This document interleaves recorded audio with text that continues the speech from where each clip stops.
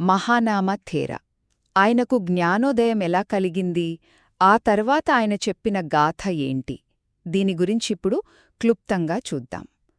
బుద్ధుడి శిష్యుల్లో ఒకరైన మహానామ. ఆయన ప్రయాణం చాలా ఆసక్తికరంగా ఉంటుంది. అంటే తీవ్రమైన నిరాశ నుంచి జ్ఞానోదయం వరకు సాగింది. పట్టుదల అంటే ఏంటో ఈ కథ మనకు చాలా బాగా చూపిస్తుంది. మొదటి విషయమేంటంటే లక్ష్యం ఎంత పెద్దదైనా దానికి కావలసింది ముందు అంకితభావం. చూడండి, మహానామ ఒక బ్రాహ్మణ కుటుంబం నుంచి వచ్చారు. అయినా సరే సత్యాన్వేషణ కోసం అన్నీ వదిలేసి సంఘంలో చేరారు. దీన్ని బట్టే అర్థమవుతోంది కదా ఆయన సంకల్పం ఎంత దృఢమైందో.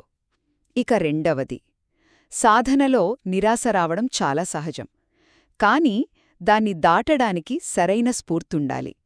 మహానామ ఒక కొండమీద ధ్యానం చేస్తున్నప్పుడు తన ప్రయత్నాలన్నీ వేస్ట్ అని చాలా నిరుత్సాహపడ్డారు. ఇంకేముంది, నా సాధన ఆగిపోయినట్టేనా అనుకున్నారు. సరిగ్గా అప్పుడే ఆయనకు బుద్ధుడి మాటలు మెరుపులా గుర్తొచ్చాయి. అవేంటంటే, నువ్వు ప్రయత్నిస్తూ ఉండు, సమయం వచ్చినప్పుడు ఫలితం అదే వస్తుంది. ఇక చివరిగా, సరైన ప్రేరణ మన పట్టుదలని రెట్టింపు చేస్తుంది. బుద్ధుడి ఆ మాటలు చాలు, మహానామలో మళ్లీ కొత్త శక్తి వచ్చింది.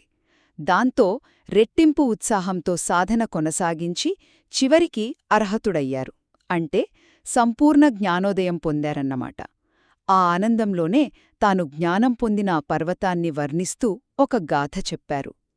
సో మహానామ కథ మనకు చెప్పేది ఒక్కటే: సరైన స్ఫూర్తితో పట్టువదలకుండా ప్రయత్నిస్తే ఎలాంటి లక్ష్యాన్నైనా సరే సాధించవచ్చు.